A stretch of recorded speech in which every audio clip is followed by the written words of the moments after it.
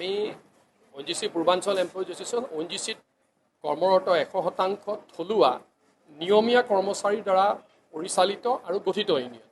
যিসকল ব্যক্তিগত খণ্ডত কাম কৰি থকা বা প্ৰাইভেটিকত কাম কৰি থকা যিসকল শ্ৰমিক তেওঁলোক ডাইৰেক্টলি আমাৰ সদস্য নহয়। তেখেতসকলৰ ৱেলফেয়াৰটো আমি ডাইৰেক্টলি চাব নোৱাৰোঁ আইন অনুযায়ী বা নিয়ম অনুযায়ী।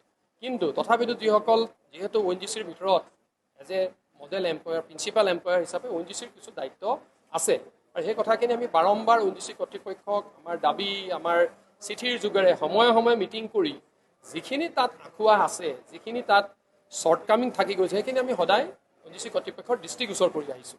আৰু তেখেতসকলৰ যিবিলাক ইউনিয়ন আছে সেই ইউনিয়নসমূহো আমাৰ লগত যোগাযোগ কৰিলে সময়ে সময়ে আমি তেখেতসকলক দিহা পৰামৰ্শৰে সমৰ্থন আমি জগাইছোঁ যিখিনি জেনুইন কনচাৰ্ণ হ'ব লাগে। আৰু আপুনি যিখিনি কথা কয় যে PF মই ইতিমধ্যে কৈছোঁ যে PF এক্টৰ যিখিনি ৰুল আছে 15,000 টকালৈকে PF কটাটো বাধ্যতামূলক। যিসকলে 15,000 ওপৰৰ দৰমহা পাব তেখেতসকলৰ PF কটাটো বাধ্যতামূলক নহয়। 15,000 হৈ থাকোঁতে বা তাতকৈ তলত থাকোঁতে যদি তেওঁলোকৰ PF UIN নাম্বাৰ জেনেৰেট হৈছে 15,000 পাৰ হৈ যোৱাৰ পিছতো 20,000 25,000 30,000 হৈ থাকিলেও কিন্তু তেখেতসকলৰ PF কটাটো বাধ্যতামূলক। কোনোবাই যদি ডাইৰেক্টলি আহি 15,000 ওপৰত জইন কৰিছে তেতিয়াহ'লে তেওঁলোকৰ PF কটাটো বাধ্যতামূলক নহয় PF এক্ট অনুযায়ী প্ৰভিডেণ্ট ফাণ্ডৰ ভৱিষ্যনিধি আইন অনুযায়ী। কিন্তু আমি সদায় গুৰুত্ব দিওঁ যে PFটো হৈছে বিপদৰ বন্ধু। কেতিয়াবা কাৰোবাৰ যদি আনফৰ্চুনেট দুৰ্ভাগ্যজনকভাৱে মৃত্যুবৰণ কৰিছে তেতিয়াহ'লে পৰিয়ালটোৰ সহায়ৰ কাৰণে PFৰ পৰা বহুতখিনি সহায় সুবিধা পেঞ্চন আকাৰে পোৱা যায়। গতিকে আমি সদায় কৰ্তৃপক্ষক প্ৰিন্সিপাল এমপ্লয়াৰ মালিক পক্ষক আমি সদায় কৈছোঁ যে PF কটাটো তেখেতসকলে কৰিব লাগে। শ্ৰমিকসকলৰ স্বাৰ্থত শ্ৰমিকসকলৰ সুৰক্ষাৰ কাৰণে ভৱিষ্যতৰ কাৰণে PF কটাটো তেওঁলোকে কৰিব লাগে। আৰু মৃত্যুৰ সময়ত যিখিনি বীমা কৰিব লাগে যিখিনি বীমা থাকে প্ৰাইম মিনিষ্টাৰৰ 2টা বীমা এই বীমাখিনি ONGCয়ে ইমপ্লিমেণ্ট কৰিবলৈ কৈছে। সেইখিনি যদি তেওঁলোকে কৰা নাই তেতিয়াহ'লে তেওঁলোকৰ ওপৰত এনকুৱাৰী কৰি তেওঁলোকৰ ওপৰত শাস্তি বিহাটো আমি বিচাৰোঁ। মই প্ৰথমেই কৈ গৈছোঁ যে প্ৰাইভেট ৰিগৰ নিযুক্তি প্ৰক্ৰিয়াতে নহয় ONGCৰ ৰেগুলাৰ এমপ্লয়ী নিযুক্তি প্ৰক্ৰিয়াটো এইবিলাক আমাৰ স্বচ্ছ আৰু অতি নিকা পদ্ধতি। প্ৰাইভেট ৰিগৰ কথা কোৱা নাই, আমাৰ ONGCৰ এমপ্লয়মেণ্ট যিটো প্ৰচেছ আছে যথেষ্ট স্বচ্ছ নিকা একেবাৰে ৰবাষ্ট চিষ্টেম, তাতো কোনো ধৰণৰ সুৰুঙা নাই। আৰু প্ৰাইভেট ৰিগৰ নিযুক্তি প্ৰক্ৰিয়াত পূৰ্বাঞ্চল এমপ্লয়িজ এছ'চিয়েশ্যন কোনো পধ্যে জড়িত নহয়, কেতিয়াও নাছিল, এতিয়াও নাই আৰু ভৱিষ্যতেও নাথাকে। পুনৰ মই স্পষ্ট ভাষাৰে এইটো কৈছোঁ, যদি কাৰোবাৰ ওচৰত এনেকুৱা প্ৰমাণ তথ্য আছে নথকাকৈ মই পুনৰবাৰ কৈছোঁ যে আজিৰ পৰা এই সময়ৰ পৰা আপোনালোকৰ যোগেদি মই যিটো আহ্বান জনাইছোঁ তাৰপিছত যদি কোনোবাই আকৌ অভিযোগ উত্থাপন কৰিবলৈ চেষ্টা কৰে, আধাৰ নথকা তথ্য নথকা প্ৰমাণ নথকা যদি অভিযোগ উত্থাপন কৰে তেতিয়াহ'লে কিন্তু আমি আইনী ব্যৱস্থা ল'বৰ কাৰণে বাধ্য হ'ম। ধন্যবাদ।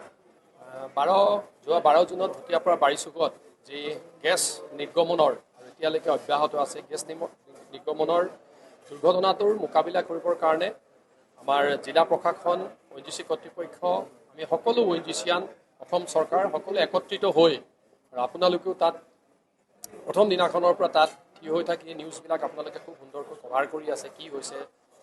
জনসাধাৰণক দাঁতিকাষৰীয়া জনসাধাৰণক আপোনালোকে দাঁৰৰ বতৰা দ্বাৰে প্ৰেৰণ কৰি আছে। গতিকে এই দুৰ্যোগ প্ৰশমনৰ কাৰণে আমি সকলোৱে তাত মনোনিৱেশ কৰি আহিছোঁ।